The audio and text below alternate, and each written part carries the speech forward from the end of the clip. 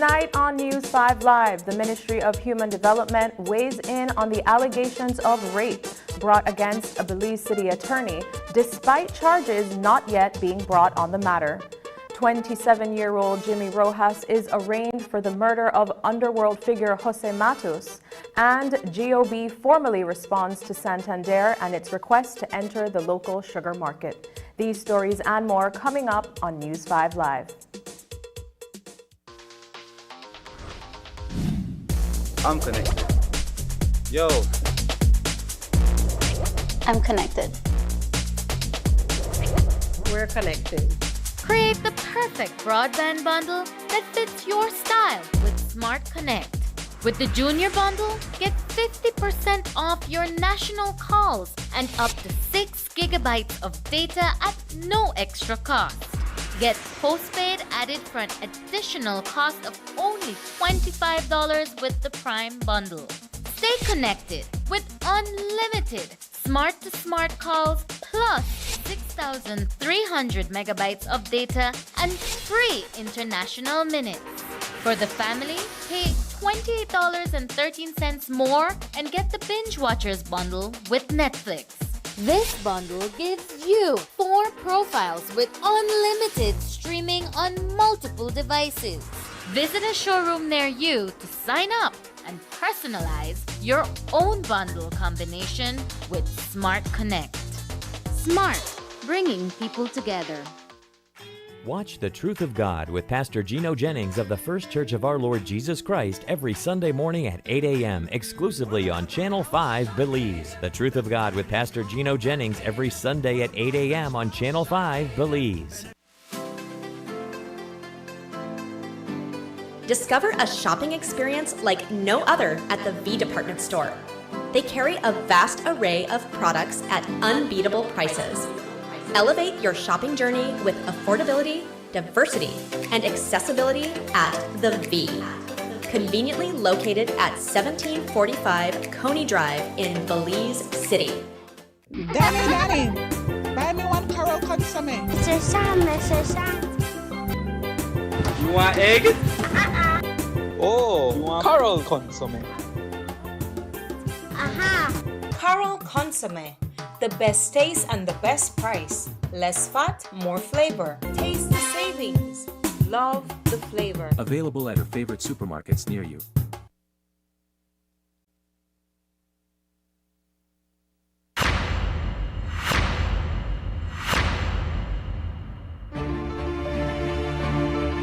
If we all don't come together and work together to change the bigger climate picture, these efforts will be in vain. It's right there. I believe that we have something special that is also a secret right now, which is unexplored, undiscovered.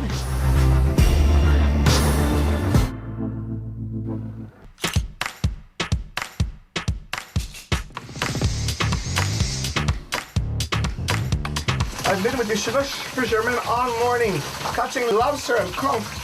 And then we realized it's time for lunch. And man, it's gonna be good. I think they deserve it.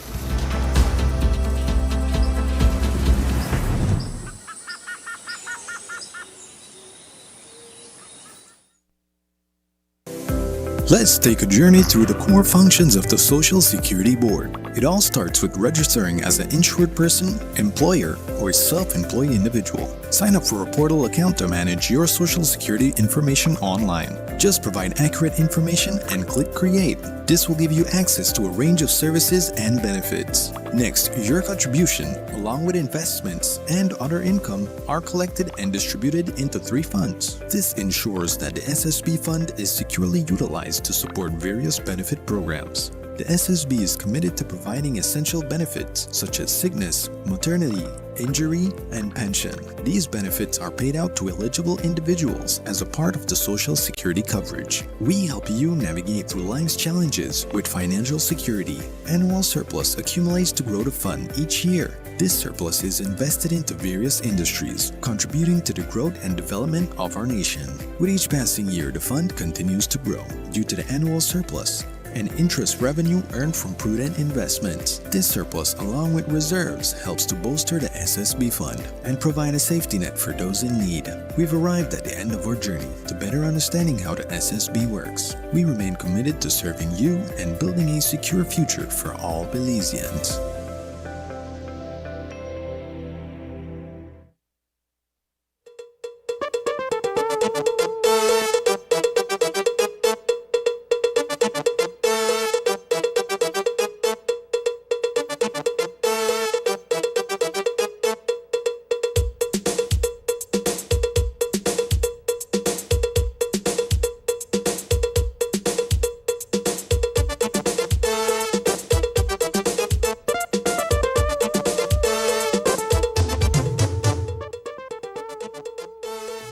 Good evening. Welcome to News 5 Live for Friday, January 19th. I am Carla Ayers Musa. Since the beginning of the week, we have been following a pair of allegations made against a well-known attorney here in Belize City. The lawyer is accused of raping 2 young ladies after a night of partying on the entertainment strip last Thursday. Since then, the Director of Public Prosecutions has been furnished with a file put together by the Belize Police Department, which has been investigating the reports made by the women on January 13th. Earlier today, the Ministry of Human Development issued a release expressing serious concerns over the allegations being made by the alleged victims and the manner in which the matter is being handled in the court of public opinion. The statement reads in part, quote, "It has been brought to our attention that a certain social media platform outlet has put out an article which seeks to discredit the complainants and to cast doubt in this case. If this is so, we strongly condemn such actions. This matter must not be tried in the court of public opinion, and we discourage in the strongest terms any victim blaming or speculation," end quote. This afternoon, News 5 spoke by phone with Minister Dolores Balderramos Garcia. The ministry can't take a hard and fast position on a set of allegations, and that is why the release that we put out earlier this morning is carefully worded. We are indeed disheartened, but the main purpose of the release, well, a couple of things, but the main purposes of the release are: 1, let us urge our Belizean people to be very careful about the use of social media and how they consume things from social media. And then, of course, secondly, the ministry's responsibility to reach out and offer counseling where there are allegations and complainants and victims. And then, of course, to remind our Belizean public, especially young people, to be careful how they consume alcohol, who they're with, who's driving, watch them drink when they go to the bathroom. Those are the kinds of things that we wish to stress. But coming back probably to the most important item, social media and its use. Social media and its use. That is our major point, and asking people to refrain from judgment, not to speculate, and not to engage in victim blaming. There are certain things that are out there, and I can say at this point, because it may arise, I can say at this point that I believe it was indiscreet, the mention by the Commissioner of Police of details of the allegations and the police report. When you say indiscreet, is it that perhaps he divulged more than he should have in his capacity as the head of the police department and his knowledge of the details of what may have transpired? That is exactly what I'm saying. Do you believe that, as a lawyer yourself, that this would serve to prejudice whatever investigation or whatever becomes of this particular allegation against his attorney? I don't have on a lawyer hat, and I won't speculate on that. The Ministry of Human Development has also issued a reminder for persons to be careful and vigilant while socializing and consuming alcohol. It has also committed to providing the necessary support and counseling to the victims. The issue of victim blaming, though, as you alluded to earlier, it would seem as though many have taken to social media to share public opinion on a matter that, for those who may very well be the victim of this crime, is deeply divisive. You have people who are for and against in a situation where perhaps facts ought to determine the order of the day.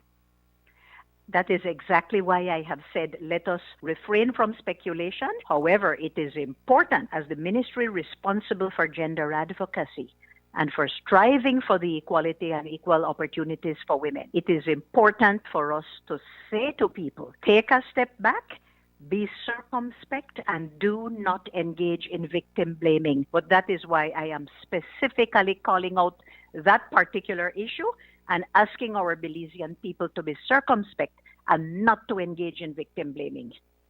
We are the ones who are asking for the case not to be tried in the court of public opinion.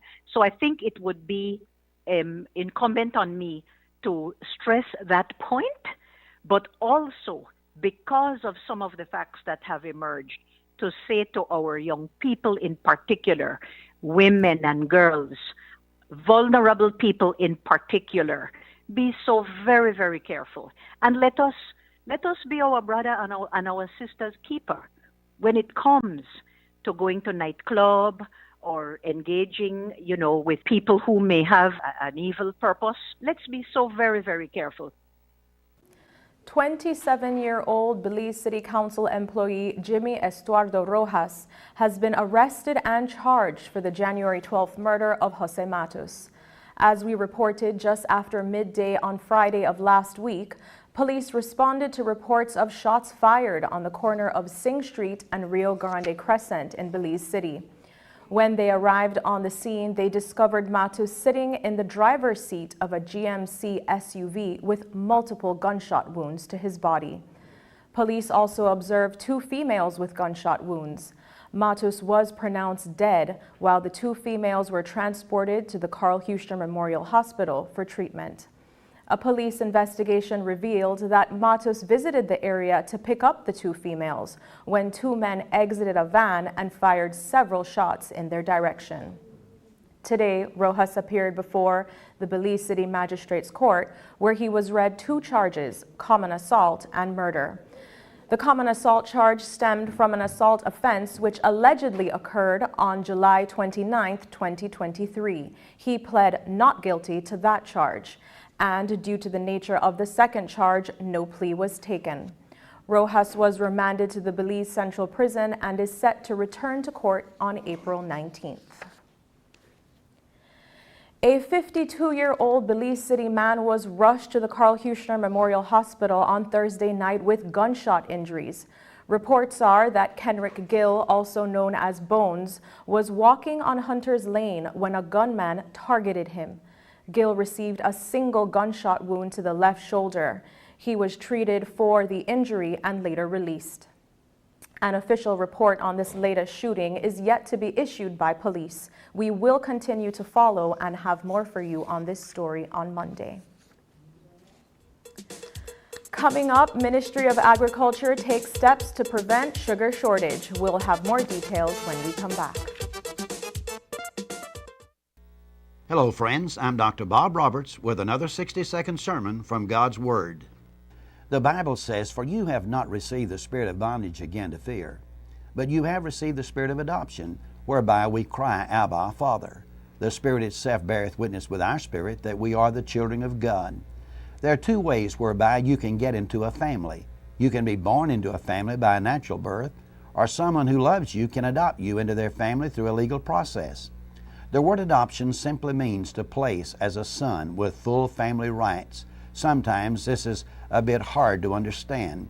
One day in a schoolroom, a group of small boys and girls were discussing the picture of a certain family.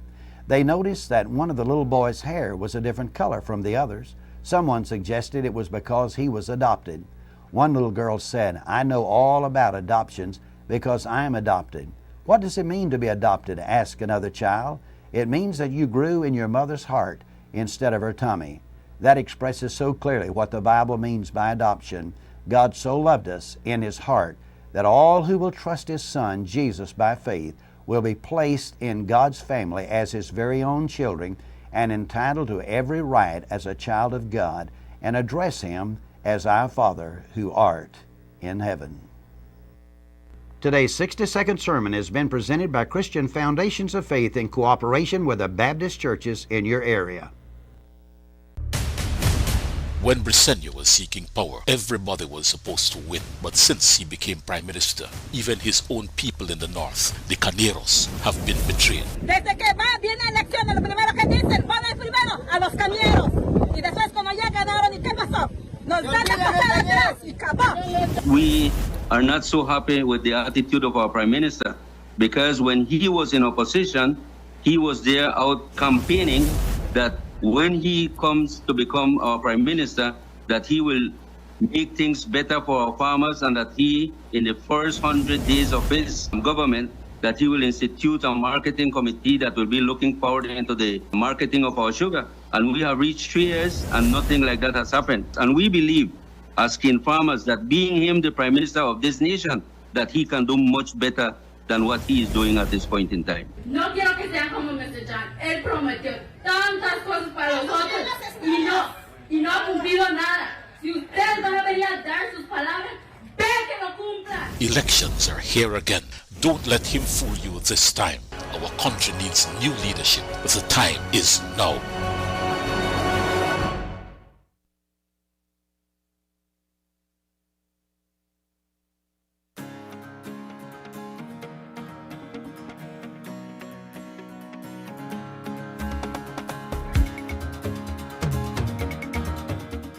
These will offer you coping mechanisms when dealing with violent situations. That is a very simple phone number that you can store in case of any emergencies. Violence exists in the form of corrective rape. Welcome Marines as the totally new HE member. We realize that success in agriculture isn't just about land and access to finance. We realize that we have members who have issues of domestic abuse, who have issues of child sexual abuse in their families. We've noted that the barriers and the obstacles are quite different for women and girls than for men. And this is why we decided to take a holistic approach. Violence against women and girls is an issue for me because I think it is used as measures of control, and it is a reinforcement of negative power dynamics. All people, especially women who have been experiencing discrimination and injustice for quite some time, deserve to be afforded physical, emotional, financial, and mental stability and safety. There are a lot of persons who don't understand the dynamics, of violence against women and girls. And so there's always need for advocacy and education to keep the awareness. Economic empowerment, that's what we've been focused on day one. We've focused on creating opportunities, economic opportunities for women to establish themselves as independent business owners. On top of that, we've also created and ensured that we create male allies in their families, whether it's their husbands, their partners, and so forth, to understand the rights of women and to also understand and upskill themselves as supportive partners of these women and girls. We need to educate young men and women within our society today, engage them in a one-on-one interaction, educating them about the different types of domestic violence that we have within our society, and teaching them how ending violence against women and girls can help within our future generation in preserving the future for women. I believe it's important for persons to be aware of the positive enforcement and policy shifts in that of legislation, because this is what brings about change. This is what brings about the change in people's mindsets, and knowing that there are legislation, there are enactments of bills that advances the rights of women and girls. Everyone has a part to play. If we see or hear something, we shall say or do something. We have to stand up and make the changes ourselves to set the example for everyone else. I will continue to play my part by advocating to end violence against women and girls. We all need to make sure that we help to fight to eliminate violence against women and girls in our society. What grows together, goes together. Let's stand in solidarity to fight violence against women and girls. Everyone has a part to play. Everyone has a part to play in ending violence against women and girls.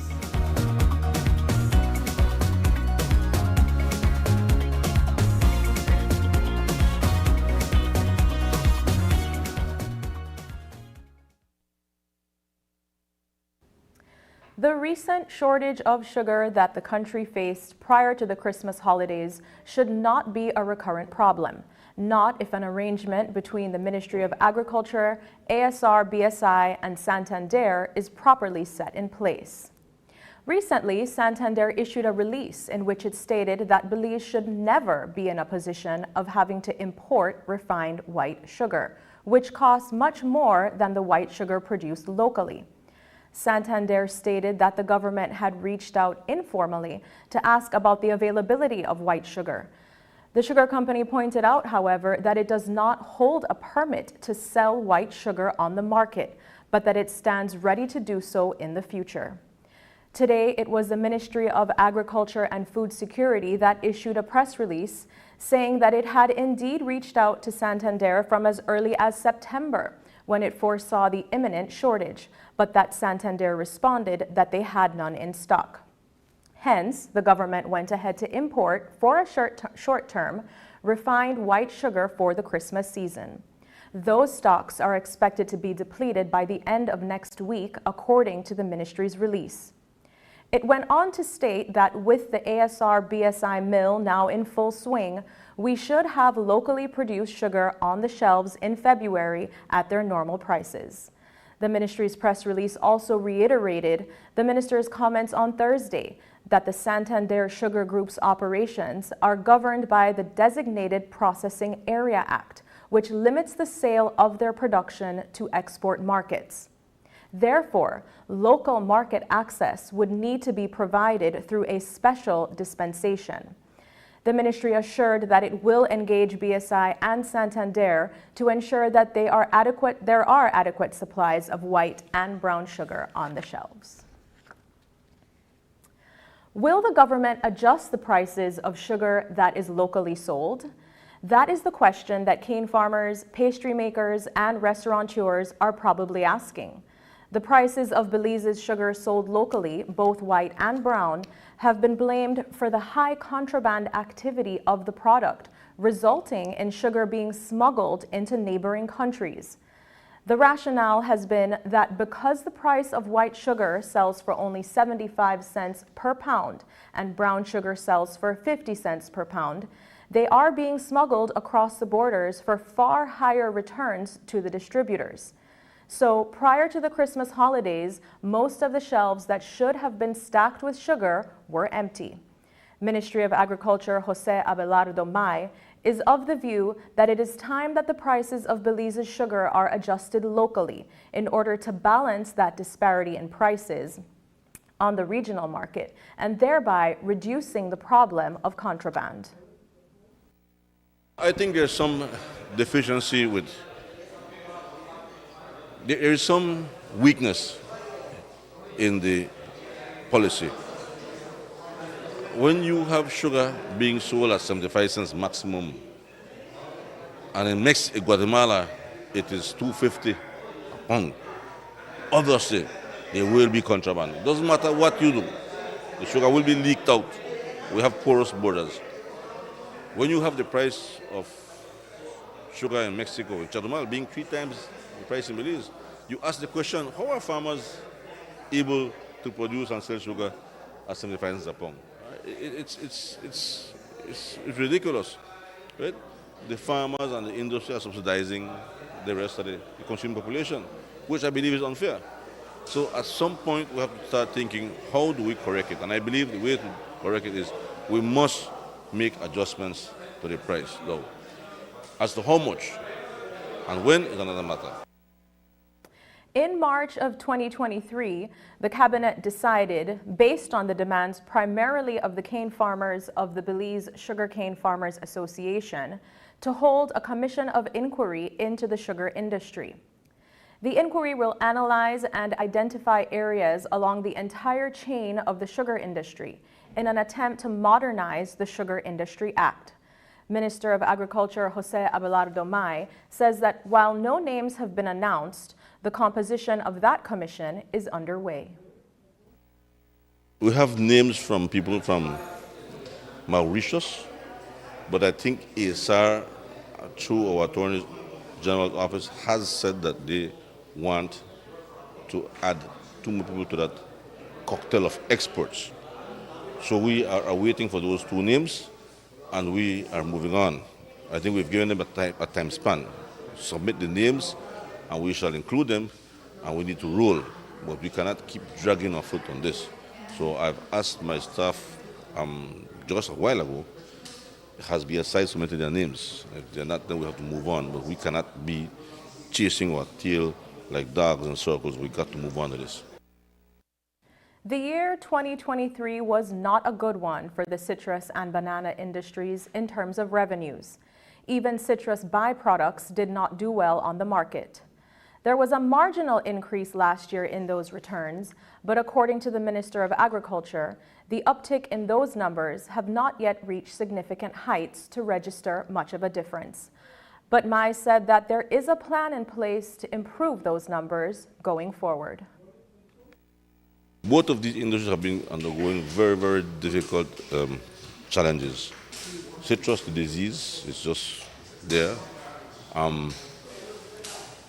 We have been working with them. There are new varieties of citrus being tested at this time, and some of them are starting to bear. They look pretty promising, but the disease has caused a lot of damage to citrus. The Prime Minister has appointed a task force to look at the situation in citrus and to make recommendations. On that task force, my ministry is being represented by Hugh O'Brien again. And they are supposed to get back anytime now, I think in the next week or so, with a report to determine what do we do with citrus. Bananas has been similar, not as bad, because of climate change. Bananas' biggest problem is sigatoka and the high rate of fertilization required. So during the time when the price of fertilizer just increased by 200%, the farmers were unable to fertilize as was required by the plant. So we had a dip in production, 1. And 2, because of excess rains, we had sigatoka, which just got in and made a lot of damage. And you know, when you have sigatoka, you have to de-leaf. When you de-leaf the banana plant and you only leave 3 functioning leaves on the plant, the fruit that is harvested from the plant will not make it to the U.S. market or to the European market because it ripens on the way. So that fruit has to be disregarded for the export market. This has caused significant problems. We are seeing slight increases over last year's quarter from the report I got. So hopefully we can be, we have made available a small loan facility for them to try to procure inputs, right, that is required for the banana sector. The communities of Conejo, Criquesarco, Santa Teresa, Sundaywood, and Graham Creek have arrived at several conclusions after carefully reviewing the draft Maya customary land policy. The collective has determined that the draft is rather confusing and incomplete in many parts. The villages also disagree with the fact that they must apply for the registering of their land because they believe that government will have the final say on whether it will accept the applications. Thirdly, they put forward that the term public purpose remains unclear since there is already an FPIC protocol in place. They do, however, agree that the collective land shall be inalienable by the Maya villages and perpetual property, and disagree with the compulsory acquisition by the state. Elsewhere in its list of points, the collective does not agree with the Sarstoon Tamash National Park being considered outside of Maya traditional and recognized land. In conclusion, the villages say that all the proposed land policies articles, quote, violate our traditional law and way of living, end quote. After the break, fire department is a no-show in Gracie Rock. But first, here's the weather update with data from the Belize Met Service.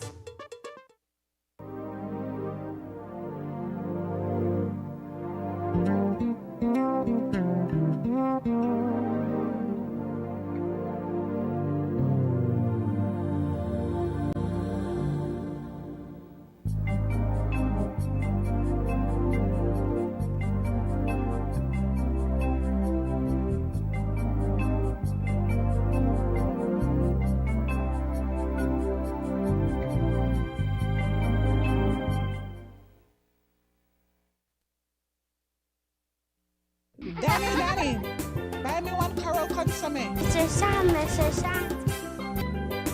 You want egg? Oh, you want Coral consomme. Aha! Coral consomme. The best taste and the best price. Less fat, more flavor. Taste the savings. Love the flavor. Available at your favorite supermarkets near you. The UDP wants Belizeans to forgive and forget 13 years of incompetence, greed, and corruption. They ignored the cries of our farmers and neglected our productive sector. But things are different now. This government cares about our farmers. We opened new markets so our livestock producers could benefit. We lobbied with Mexico for inclusion in a Sembrando Vida project. So far, 2,000 farmers have received technical assistance and grants to improve and expand their farms. We opened the rice mill in Big Falls, closed under the UDP, and now our rice growers in Toledo are thriving. Some people are made for talking, but they never get anything done. This is a government that works. In March, in every municipality, let's keep moving forward. Stay up on track with the PUP.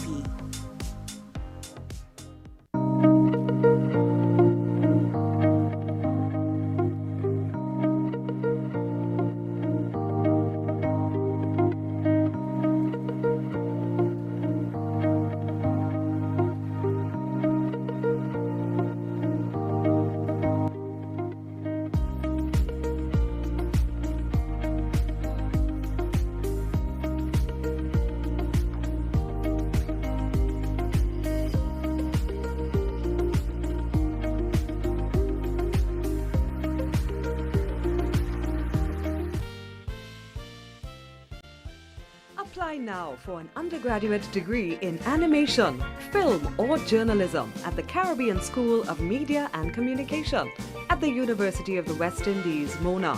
For more information, visit www.mona.uwi.edu/apply.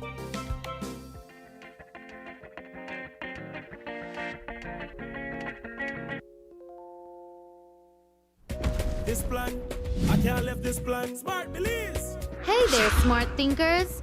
We're turbocharging your mobile experience with Smart's powered up postpaid plans. Imagine a world where your data speeds flows faster than ever. Well, guess what? We've cranked up the dial and unleashed the postpaid power of Smart's lightning fast LTE data on all our postpaid plans. That's right, no speed bumps, more data. It's like having a limitless highway of data speed at your fingertips.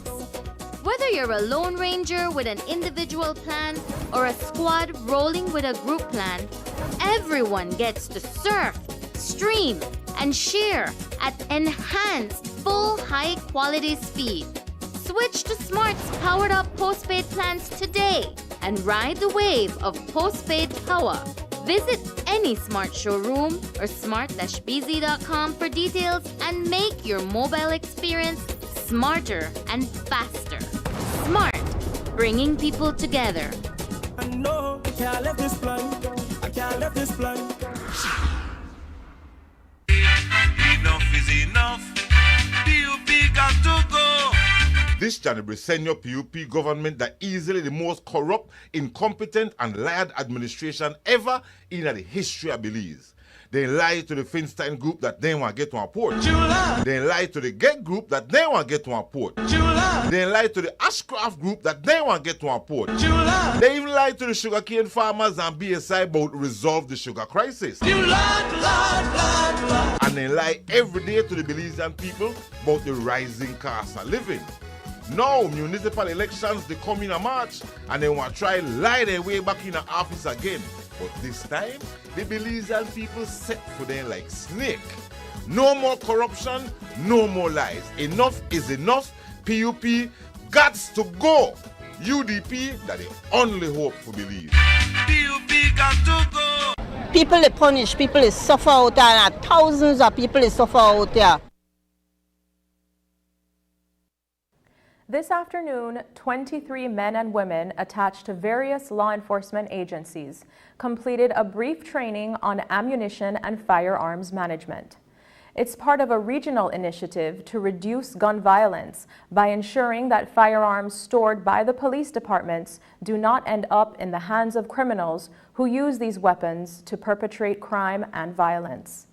Deputy Commissioner of Police Bart Jones was present at a brief ceremony held in recognition of the training being concluded. We start first with the whole issue of gun violence and how it has impacted Belize and the wider Caribbean and the world. We recognize that there was an effort, there was the need for us to, as security forces, to address the whole issue of gun violence, and part of that includes the diversion of arms and ammunition from government stores, and we've had these stories. In 2023, we engaged the CARICOM impacts, and we did an assessment of some of our armories, and from that came a report which made certain recommendations, including this training, which is ammunition management, firearms management. And these persons that are trained this week will be able to, in the future, able to carry out inspection on the different stores that we have that store ammunition, both the BDF, the police, the customs, and be able to make recommendations for certain adjustments based on what they've learned this week. Apart from the material that they covered, they were offered other resources that are available online that they could enhance their knowledge. And so it is for us to then improve on our facilities to prevent the whole issue of diversion of firearms from our armories. According to Nikita Mohammed, the regional program manager for the Mines Advisory Group, they are also working with the Belize Police Department to destroy weapons and ammunitions that have been confiscated. They will also be looking at various ways in which physical security of armories at these various agencies can be upgraded. Since 2022, the Mines Advisory Group is working in collaboration with CARICOM Impacts under a formal Memorandum of Understanding.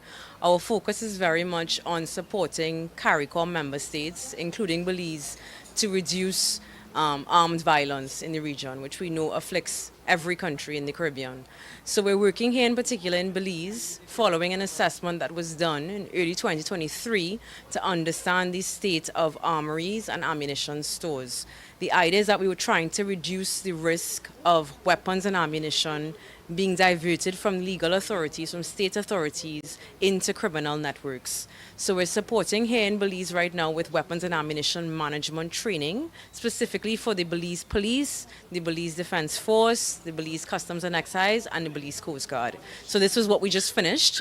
Here we had a graduation ceremony. We had 23 persons from those different state entities that received that formal training, and we're very hopeful that they would use the tools and the knowledge that they've learned to actually implement in their work.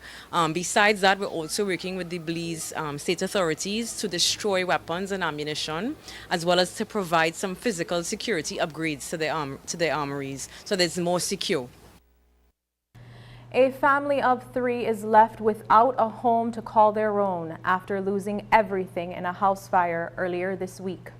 On Monday around 2:30 p.m. in Gracie Rock Village, the young family was socializing in their yard when they were alerted by a friend that their house was on fire. 64-year-old Carlton Young rushed into action, attempting to douse the flames with buckets of water as his 83-year-old mother was still inside the house at the time he was alerted. Members of the community assisted in the attempt but were unsuccessful in putting out the flames. Fortunately, no lives were lost, but not a single possession was recovered.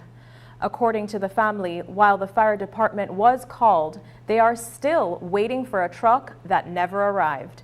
News 5's Brittany Gordon reports. 83-year-old Laurel Young was enjoying an afternoon like any other when the smell of smoke suddenly alerted her that something was wrong and needed to be investigated. With some assistance, she was able to locate the source of the smell within her home and only had minutes to escape before things went ablaze. I had a friend that came and hailed me, a guy, and I told him that long time no see. He said, yes, Miss Young, long time no see. He said, that's why I come hail you now. I said, well, boy, I'm happy for that. I said, but I smell smoke. I said, so please let me get off the bed and go and see where it is. And then he said, okay. And when I opened the door and came out, when I opened the next door to the fridge, I saw the smoke behind the fridge coming. And I said, oh my God. And I ran back into the room. I said, you know, the house is on fire, boy. Go and call my son. Quick, go call my son. And he ran off the step, and I ran behind him. And that's where the fire just started up right behind the refrigerator in the yard. No engine didn't came, only the police had came out, nobody else. And the people that was in the yard, they came over and helped throw water on the house, but they couldn't out it, it was too big. So was anything managed to be recovered after the fire? Nothing, everything burned right down, everything, not even a picture of me. Her son, 64-year-old Carlton Young, was in the yard at the time and sprung into action, attempting to douse the flames, driven by fear for his elderly mother, who had fortunately successfully escaped the burning building. We were socializing over there with the people that come out here to picnic, swimming, you know. And then my mom, the guys them told me my mom is calling me, and I came in, I run around here, came in here, and run up the stairs. My mom was out already. And when I went in here and I look in the kitchen, I see the fire behind me, like the fridge. I got some water, I run right back out and start throw water, and I holler for help. Everybody came out. And assist, we open up the vat, and we run water, and we start throw water. But the fire looked like it was already, when I get there, the fire was already too big. It get in the ceiling, get in the wall and in the ceiling, and I just see the smoke coming out, and it gets so bad, and the ceiling started dropping in. And when we decided to grab something, it was too late because the fire dropped in my back and too much smoke. We can't get in there, we can't get nothing, save nothing. All I save is my phone because it was in my pocket. Nothing, everything gone, gone, gone, gone. During his venture into the burning building, Young sustained several injuries due to falling debris and rising flames. But the fire got in the ceiling. It got in the ceiling and burning up there. And we can't get up there. And we just throw the water where we see the fire. And it got so bad. And then the ceiling collapsed. And I was trying to get something and the stuff dropped in my back, burned me, mess up my all in the back here. See? Burned me. And we just watched the house burn until it looked like this. According to Young, a call was made to the fire department, but no truck was ever sent to the scene. The house burned for about 7 hours on Monday and only just stopped smoking this morning due to the rain. I had to go to them. They never came out, not yet. No police, no fireman come out and say, well, oh, it's electrical or nothing. I'm just assuming it's that, I don't know. But I feel like it's that, because nobody going to light no fire in here. We didn't do that. The Young family is well known within the community and is receiving assistance from kind neighbors and family members. However, with over $150,000 in losses, they are nowhere close to being back on their feet and are depending on the generosity of others for further help. I have to say I am a popular cook, and I cook all my food on the fire heart. I do everything on my fire heart, nothing else on my fire heart. That's why everybody know me, even Belize, they would like Miss Larry potato pudding as my food. Are you guys going to try to keep up this business when you try to get your life back together? Well, it's very hard with me, you know. My son have to take it over completely if he wish to do it, you know, because I can't make it no more. Especially with the fire. I lose everything. All my patois and different things I lose that is important to me in my life. Man, I think it's like, I wish like I'm dreaming. And this ain't happening to me at all. I wish I'm dreaming. Everything my mother have, oh, wedding gifts still in there. And she married before I was born. And these things like antique, you don't see them no more. And she would never get that back again. Brittany Gordon for News 5. When we return, CEO at MIDH says Belcan Bridge needs urgent replacement. Bernard Wagner cannot pick up the garbage. He cannot fix the streets. He cannot maintain the drains. We have to do a better job maintaining the drains. He cannot even pay city council workers. The other day, we had to bail out the Belize City Council. They were short of $100,000. They could not pay their salaries, and central government paid them. But he can spend almost $250,000 on a concert, most of it on a foreign artist, and find it funny. I like Rongdong. Okay. Nobody elected Wagner and the PUP Council to throw concerts. They were elected to fix the streets, maintain the drains, and keep the city clean. If they cannot do the job they were elected for, then they should follow the advice of Abelardo Mai. Find something else to do. And Belize City voters must heed the advice of Wagner's own deputy. We need to go a different direction. The city needs a breath of fresh air, needs new leadership. The city needs new leadership. The country needs new leadership. The time is now.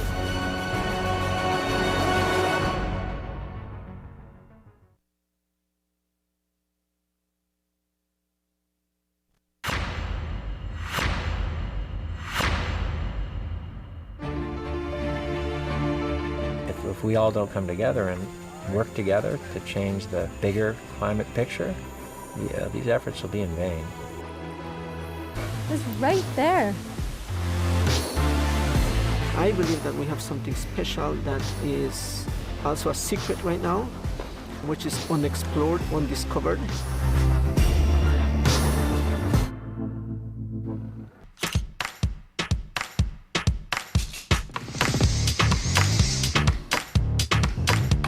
I've been with the sugar fishermen all morning, catching lobster and conch. And then we realized it's time for lunch. And man, it's gonna be good. I think they deserve it.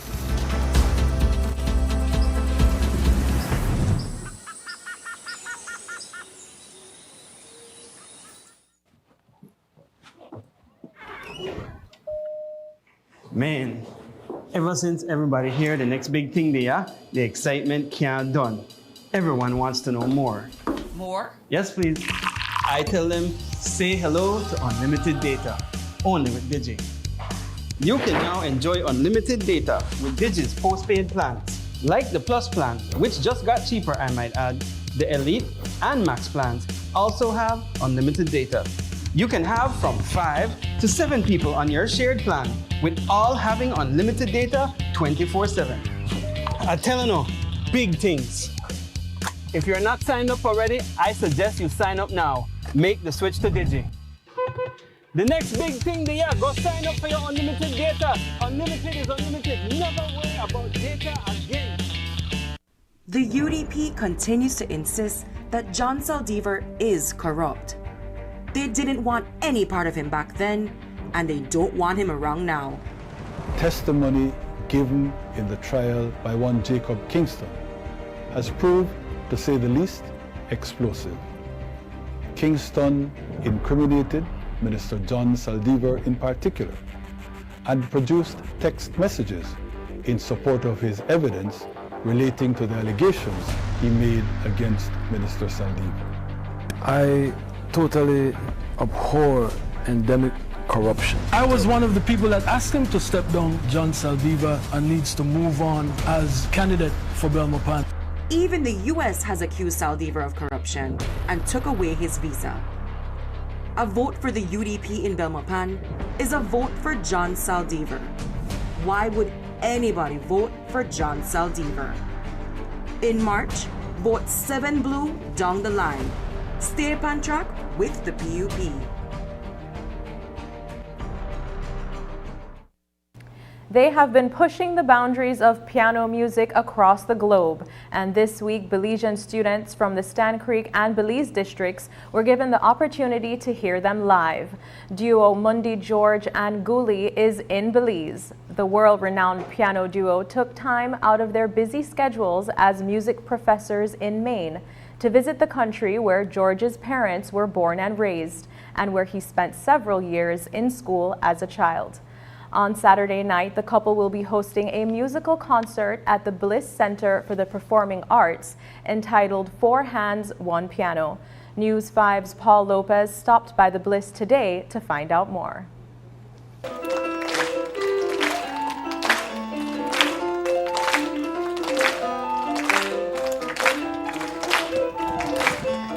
World-renowned concert pianist duo Mundi George and Guli have been traveling across Belize over the last few days, performing before audiences of primary school students.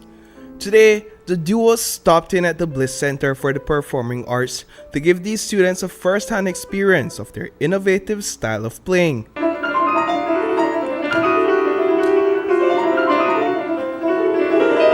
We live in Brunswick, Maine, so we teach at Bowdoin College, where George has been artist in residence and piano professors and symphony orchestra conductor and director of Bowdoin College. And about 6 years ago, I got an email from Gulimina, who had just moved to Maine from Ohio, and we met eventually for lunch and really hit it off and started to play piano duos together. After teaming up, George and Guli's relationship grew stronger.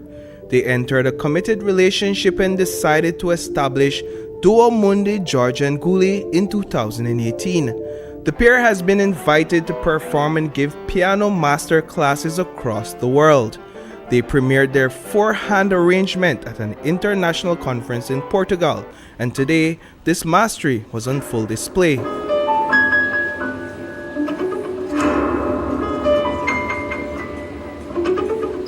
To experience live music, to feel the vibrations, to feel the energy, and to see them. They've been described as a duo breathing the same musical air.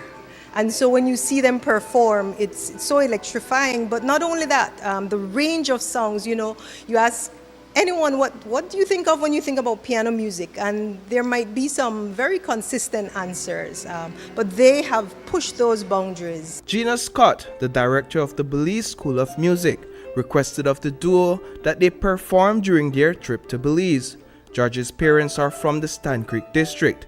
He spent several years attending classes at the Sacred Heart Roman Catholic School in Dangriga before he and his family left Belize.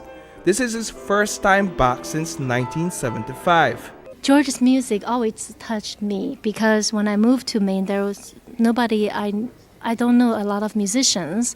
So it was George who just have this personality, very open and very welcoming and friendly. He's like a proper Belizean, no? And we perform all over the world, but we're here in Belize really as a return to home for me. My parents were born here in Dangriga, used to be Stan Creek. Well, it still is Stan Creek. And so we're very excited to be back. I haven't been back since 1975. It's Guli's first time. Yes. And she originally comes from northwestern part of China. Duo Mundi George and Guli will be hosting a master class for music students on Saturday morning at the Bliss Center for the Performing Arts. Renowned piano technician Christopher Fouche has joined the duo on their Belize trip. He engages students in the operational aspects of a modern piano. Duo Mundi George and Guli will also be hosting a concert at the Bliss on Saturday night. Everything ends with their public performance tomorrow night at 7 p.m. here at the Bliss. Is there a cover charge for that event? $20 for adults and $10 for children. Reporting for News 5, I am Paul Lopez. It's been around for over 50 years through funding provided by a Canadian aid program, and now the Belcan Bridge has served its time and needs to be replaced. In fact, of the 3 Belize City crossings over the Haulover Creek, the Belcan is the one that needs the most urgent attention. News 5's Marian Ali sat down with Chief Engineer Evandale Moody at the Ministry of Infrastructure, Development and Housing, who reiterated that, based on recent assessments, the structural integrity of the Belcan Bridge is such that it can no longer sustain any activity, such as parades and the like, that creates vibration. Here's that story. It's not news that the Belcan Bridge, the one that stands at the westernmost crossing of the Haulover Creek in Belize City, needs replacing. The advice was sounded in 2022 when concrete portions of the bridge were seen falling off its base. The bridge has been there since 1969 when funds provided by Canada led to its construction. But since then, the structural integrity of the bridge has deteriorated to a point that any kind of rehabilitation simply would not make sense. As it is right now, it's very difficult for us to do anything to the structure because of the deterioration that is occurring to the substructure. Substructure means the piers and the piles that are supporting the bridge deck.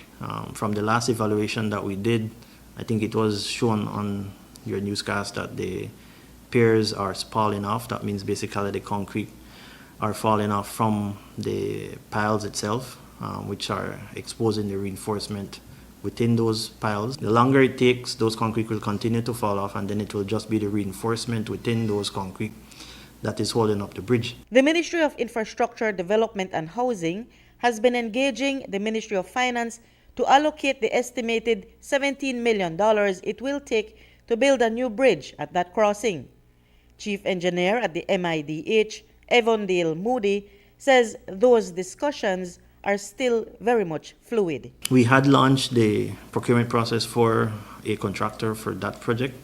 However, because of financing not being solidified, we cannot venture into the award of any contract or anything like that at this point in time until we get final approval from the Ministry of Finance. So at this point in time, the project is basically on hold until we could confirm with the Ministry of Finance where the funding will come from for this project. Moody says that in the time being, the ministry has advised that large activities such as parades be diverted to the other 2 bridges. We were just concerned about the substructure because no one can see the substructure. If we have any excessive vibration on the structure, and that's why we have deter any parade or anything from occurring on the bridge, because if you have that vibration, then definitely that will shake the structure, and then that will put the structure at risk.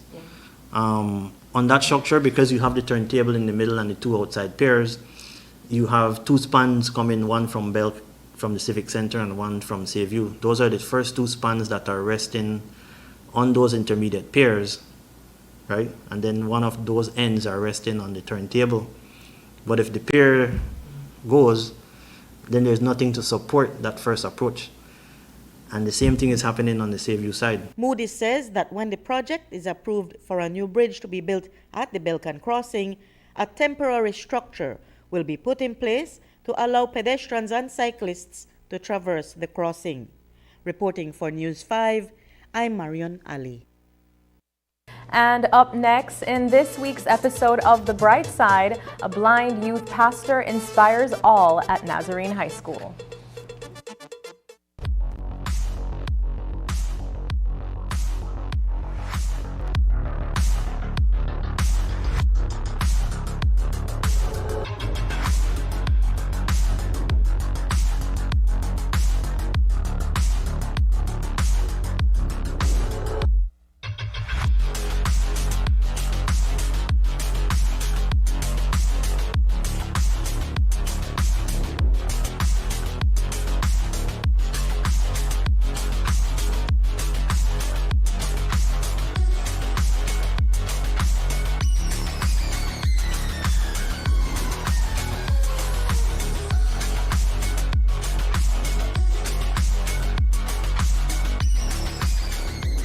Get your body sculpted with gym equipment and accessories from Benny's.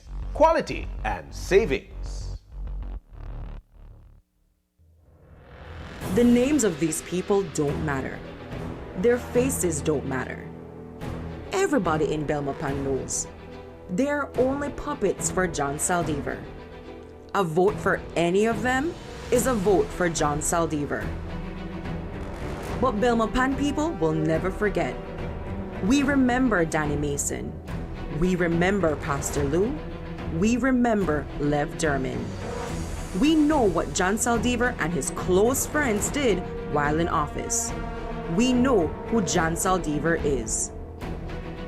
In March, we are sending John and his puppets a message. We are done with them.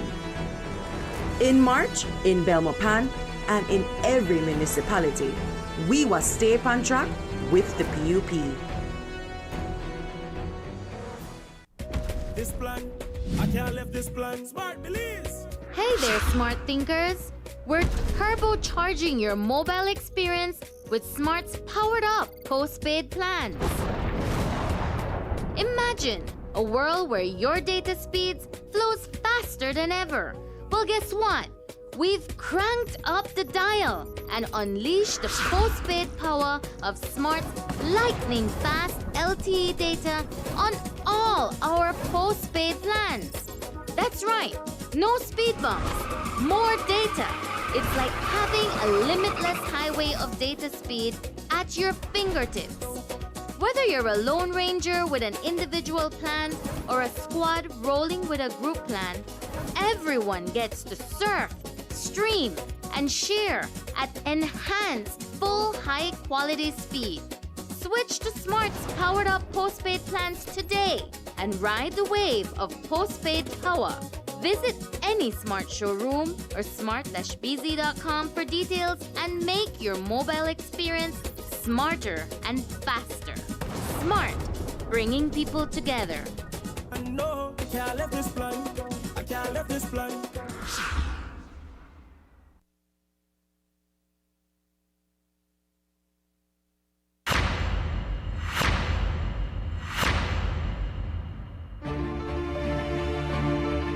If we all don't come together and work together to change the bigger climate picture, these efforts will be in vain. It's right there. I believe that we have something special that is also a secret right now, which is unexplored, undiscovered.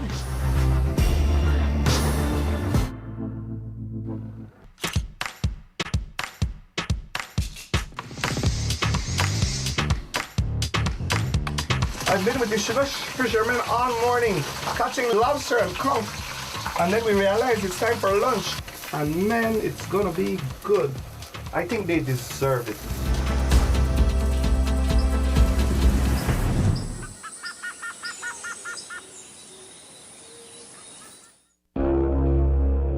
For 3 full years, Briceño and his PUP government have punished Belizeans, taking away our food pantry, cutting school feeding programs, slashing all social safety net programs. Cost of living has gone through the roof with the oppressive taxes they're extracting from us at the fuel pump. PUP Tongue and city councils have neglected and abandoned garbage disposal and maintenance of streets and drains. Now that municipal elections are upon us and general elections are near, we see hurry come up infrastructure works in towns and cities they control. They're announcing waiver of petty fees at some hospitals and clinics. We can expect minor decreases in fuel and a few handouts here and there. We might even get a little Christmas cheer this year. But once we give them another term in municipal and central government, they will tighten the noose once again. So don't let them fool us this time. We've suffered too much, they have done too little for us, and now it's too late to make it up. It's time to vote them out.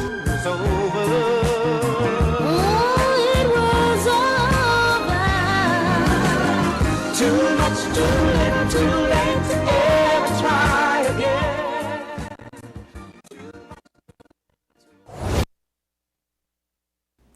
Our story this week showcases an extraordinary individual who has not only embraced the role of a youth pastor at a high school, but has done so with unwavering determination despite facing the challenges of visual impairment. Meet the remarkable man who, through his steadfast commitment and unyielding spirit, has become a beacon of hope for both students and teachers alike, proving that the power to uplift and motivate knows no physical boundaries. In this week's Look on the Bright Side, we want you to meet Shane Blackett.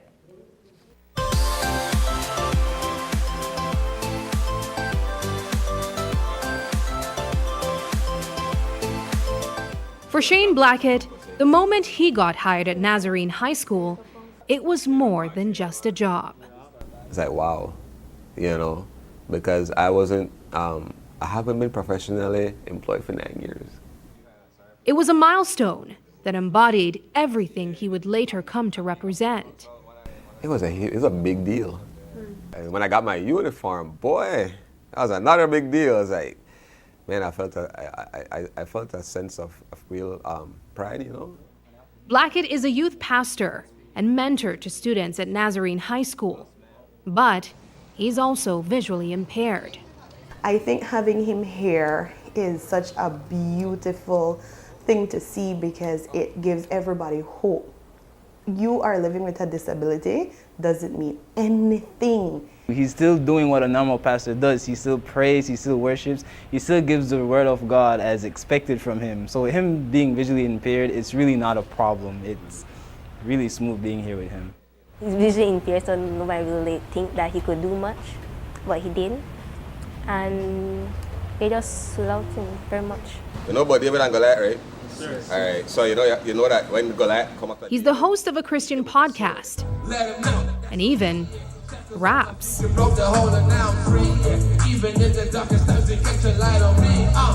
Blackett lost his vision over time when he discovered that he was born with a congenital disease that would eventually render him blind. This would be revealed when Shane was only 23 years old, fresh in his new walk of faith. I remember sitting in the chair where you get tested, and my mom is sitting in the couch to the back, and he said, "Young man, you got to prepare yourself mentally." So I'm thinking surgery, right? So I'm in my mind, I'm like, let's do it. And he's like, because you're going to go blind. And my mom was like, what? Are you serious? And then he begins to explain to us this condition called retinitis pigmentosa, RP for short. You're born with it, there's no known cure. And what it is it's a regressive disease. It's taking your sight over time. The news didn't immediately hit him. It was 3 years later, when his vision in both eyes regressed, that he had to come to terms with the fact that his life would never be the same. In the moment, immediately, when it wasn't so hard for me. Honestly, it landed harder on my family members at that time than me. 3 years after was when I started to wrestle with the emotions and the mental battle and all of that came with it. Mm-hmm. There's a mental struggle that comes with accepting that one wouldn't be able to enjoy life before losing vision. For Blackett, those things included taking a casual stroll on the street and cycling. He even contemplated the value of companionship given his reality. I wrestled deeply with that. I was like, man, would anybody really like fall in love with somebody who's going blind or blind? Was that a thing, I wrestled in my mom's back room because that's where I was with that. And there was a time I thought, this is probably going to be life right in this room. I thought, this was it. Notwithstanding his limitations, Blackett has been able to experience a life he never imagined for himself. Open Microsoft Word. Currently, he's a student pursuing ministerial studies and finds his way around technology to aid him, even without vision. BCVI has a school program that they put on their laptop called NVDA that reads your screen for you. Okay. So that helps also. Then there's magnification features. With the magnification, certain things are like little bloops and lines. But learning your machine and having it on dark mode over time, you learn what you're doing. And then I dictate into the microphone and it writes my essays. You see, as I'm talking, it's writing on the Word document. This year, he will also be celebrating his 7th anniversary with his wife. We met, and I just really appreciate her for loving me authentically for who I am. She never tried to change me or never made me feel less than. Now, one of his biggest accomplishments is being able to be part of an institution that values his input, regardless of his disability. Janicia Sanker is the counselor for the high school and shared how much she leans on Blackett for support. I must say it has been a little easier on my shoulders because I was, as the only counselor here, and now I have him to help me, especially with the boys, because the boys look for that mentoring from a male. He commands respect in such a gentle way. The kids love him, they attach to him so quickly. So I really think that he gives us a lot of hope. God tell me bring fire. Somebody say fire, fire. Somebody say fire, fire. Somebody say fire, fire, fire, fire, fire. During challenging moments, the youth pastor expresses that his solace stemmed from his faith. He believes that as long as one is alive, there is an opportunity to try. Sometimes life does show these things that we're not ready for or we didn't plan for. But my message is definitely hope in Christ. I do not know where I would have been without faith in Christ. And that's the start. And then I would also want to say that there's always a way. That's something that has been carrying me through. Like, if you are alive and you're seeing another day, we have a fighting chance. Break this, so I got them shackles on my feet, yeah. Can't put me back up in the streets, yeah. I couldn't move, but now I'm free, yeah. Looking on the bright side, I'm Sabrina Daly.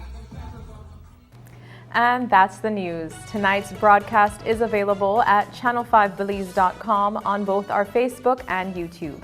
I'm Carla Ayers Musa. From all of us here at News 5, have a happy and safe weekend. Good night.